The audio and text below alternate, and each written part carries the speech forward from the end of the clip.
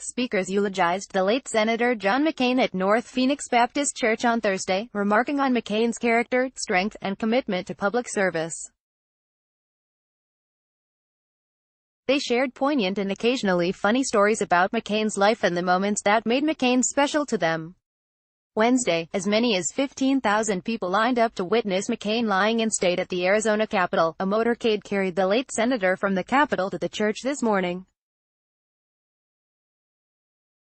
Speakers at the Thursday service included former Vice President Joe Biden, former Arizona Attorney General Grant Woods, Arizona Cardinals star receiver Larry Fitzgerald, and President of the Raza Development Fund Tommy Espinoza. Also expected to attend were 24 sitting U.S. Senators, Arizona Governor Doug Ducey and his wife, Angela, former Vice President Dan Quayle, and several former senators. At the conclusion of the ceremony, McCain is scheduled to leave Arizona for the last time at 12:35 p.m., bound for Joint Base Andrews on a C-32 military plane. He will be buried at the U.S. Naval Academy Cemetery in Maryland on Sunday after a ceremony on Saturday at the National Cathedral in Washington, D.C. Below are excerpts from their remarks. Joe Biden, John's story is an American story. Associated Press pool photo. Joe Biden, I always thought of John as a brother, had a hell of a lot of family fights. We go back a long way. Out of this grew a great friendship that transcended whatever political differences we had, or later developed, because above all, we understood the same thing: all politics is personal.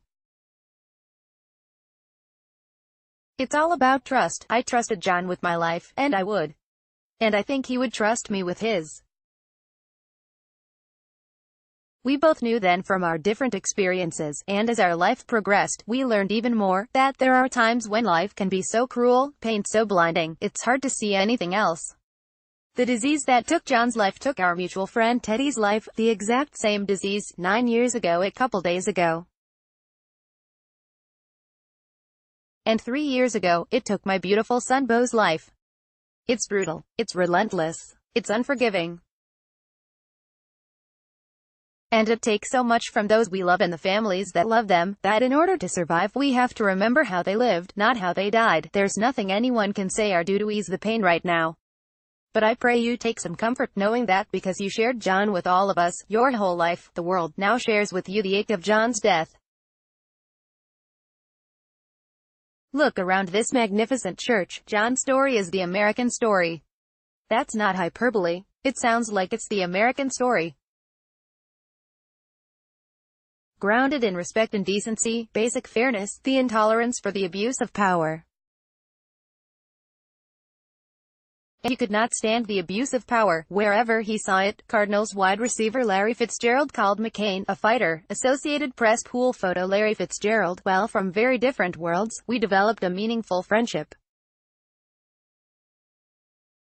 And this highlights the very rare and very meaningful qualities of Senator McCain that I came to admire. He judged them on the work they put in and the principles they lived by. It was this approach to humanity that made Senator McCain so respected to countless people around the world, including me. His work ethic, tireless. His fight, legendary.